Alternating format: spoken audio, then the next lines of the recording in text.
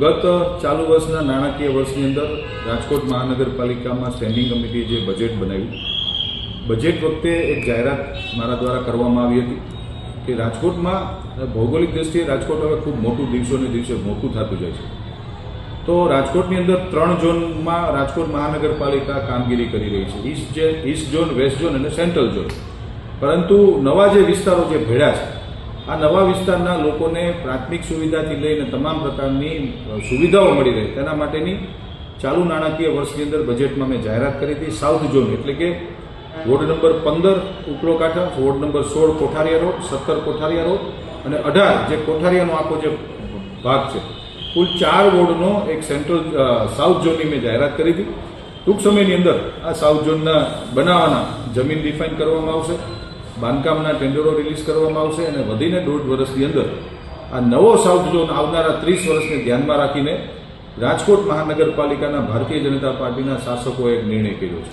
ખાસ તો આ જગ્યા કેવડા વિસ્તારમાં હશે અને કેટલા રૂપિયાના ખર્ચે આખું બનાવવાનું? આખો પ્રોજેક્ટની જો વાત કરું તો રાજકોટ મહાનગરપાલિકા કુલ 12,000 વારથી વધુ જગ્યા, જેથી કરીને મેં જેમ કીધું એમ આવનારા 25 વર્ષનું પ્લાનિંગ કરીએ છીએ કે પાર્કિંગને મુશ્કેલી ન પડે, લોકો આવતા હોય તેને તકલીફ ન પડે. એના માટે કોઠારિયા અને ગોંડલ હાઈવે ઉપર 2 કુલ જગ્યા લોકેટ કરી છે. 2માંથી કોઈ પણ એક જગ્યા ઉપર રાજકોટ મહાનગરપાલિકા બનાવશે. આમનો કુલ ખર્ચ 10 કરોડથી વધુનો અમે ખર્ચ કરવા જઈએ, અંદાજિત 10 કરોડનો ખર્ચ.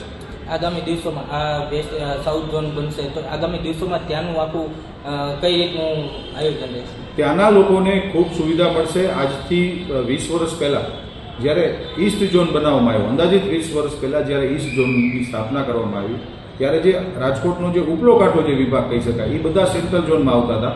એટલે કુલ મિલાવીને વાત કરો તો પ્રજાને ખૂબ સારી સગવડતા મળશે. આખી એક નવી કોર્પોરેશનની ઓફિસ જ બનાવીએ છીએ.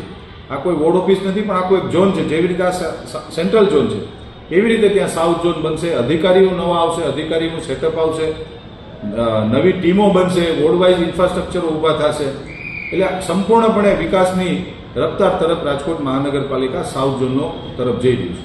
ખાસ તો આમાં કયા પ્રકારની સુવિધાઓ લોકોને ત્યાં મળી રહેશે? બધી સુવિધા સેન્ટ્રલ ઝોનની અંદર જે બેઝિકલી પ્રાથમિક સુવિધાઓ મળે છે, ઈસ્ટ ઝોનની અંદર મળે છે અને વેસ્ટ ઝોનની અંદર મળે છે.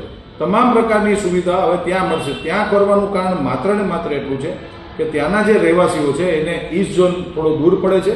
ત્યાંના રહેવાસીઓના સેન્ટ્રલ ઝોન 12 થી 15 કિલોમીટર થાય છે. હવે ત્યાં કરવાથી એના નજીકના વિસ્તારોની અંદર આ ઝોન પડશે, જેથી કરીને લોકોને મુશ્કેલી નહીં પડે અને તરત અને ત્વરિત કામ કરવામાં આવશે.